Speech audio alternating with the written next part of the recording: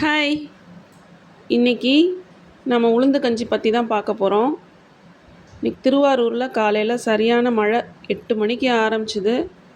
ஒரு 1 மணி நேரம் நல்லா அடித்து ஊற்றுனுச்சு.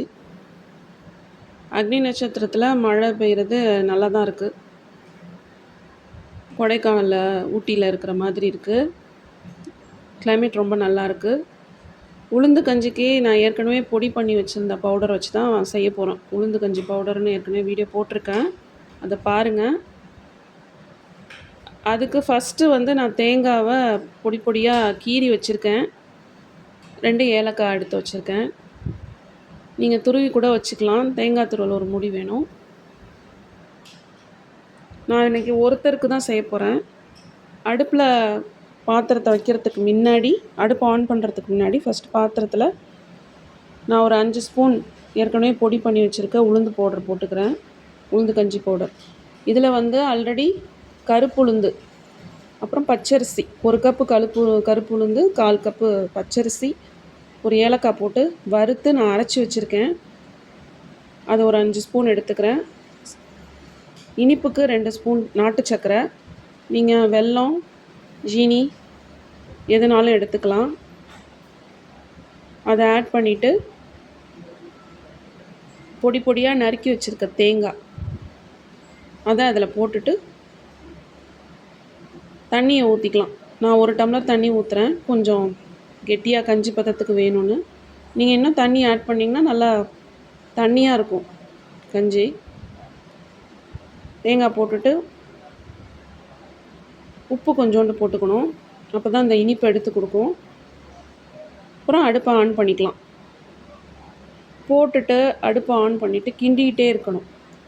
தொடர்ந்து கிண்டிகிட்டே இருக்கணும், இல்லைன்னா டக்குன்னு அடி பிடிச்சிரும் உளுந்து. தேங்காய் துருவி போட்டாலும் ரொம்ப நல்லாயிருக்கும். கிண்டிகிட்டே இருக்கணும். இந்த மாதிரி பவுடராக பண்ணுறதுனால நான் தேங்காய் பல்லாக போட்டு செய்கிறேன். எனக்கு துருவலை விட அது ரொம்ப பிடிக்கும், அதனால் போடுறேன். நீங்கள் துருவல் போட்டிக்கோங்க, தேங்காய் துருவல். இதை அடுப்பில் வச்சுட்டே இருக்கும்போது மாதிரி பொங்கி பொங்கி வரும். நல்ல வாசனை, உளுந்து வாசனை வரும். வெந்ததுக்கப்புறம் நம்ம கிண்டிகிட்டே இருக்கணும். அந்த திக்கான பதம் வர வரைக்கும் கிண்டணும். இதை நம்ம இட்லிக்கு ஊற வச்சு அரைக்கிற மாதிரி உளுந்தை மட்டும் ஊற வச்சு ஆட்டி கிரைண்டரில் அரைச்சி எடுத்து அதில் நம்ம வெல்லம், துருவின தேங்காய் அதெல்லாம் போட்டும் ஏலக்காய் போட்டும் சாப்பிட்லாம். அதுவும் நல்லாயிருக்கும். நான் இன்ஸ்டண்ட்டாக இதை செய்கிறதுனால காலையில் பிரேக்ஃபாஸ்ட்டுக்கு சாப்பிட்ற மாதிரி இது செஞ்சுருக்கேன். உளுந்து ரிச் இன் ப்ரோட்டீன், ஃபைபரும் அது அதிகம். டயட்டில் இருக்கிறவங்க, டயபெட்டிஸ் பேஷண்ட்டு, மசில் பில்டிங் பண்ணுறவங்கலாம் இதை காலையில் பிரேக்ஃபாஸ்ட்டாக எடுத்துக்கலாம்.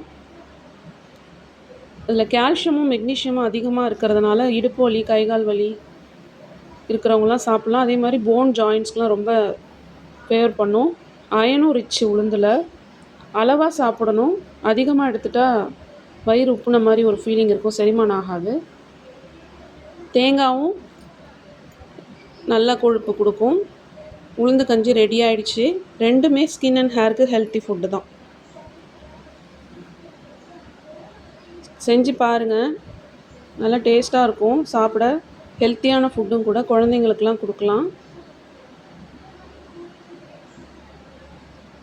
உங்களுக்கு பிடிச்சிருக்குன்னு நினைக்கிறேன். சேனல் சப்ஸ்கிரைப் பண்ணுங்கள், கமெண்ட் பண்ணுங்கள், ஷேர் பண்ணுங்கள், லைக் பண்ணுங்கள். இந்த உளுந்தோட பெனிஃபிட்ஸ் என்னென்னு லாஸ்ட்டாக இந்த வீடியோலேயே வரும், பாருங்கள். தேங்க்யூ.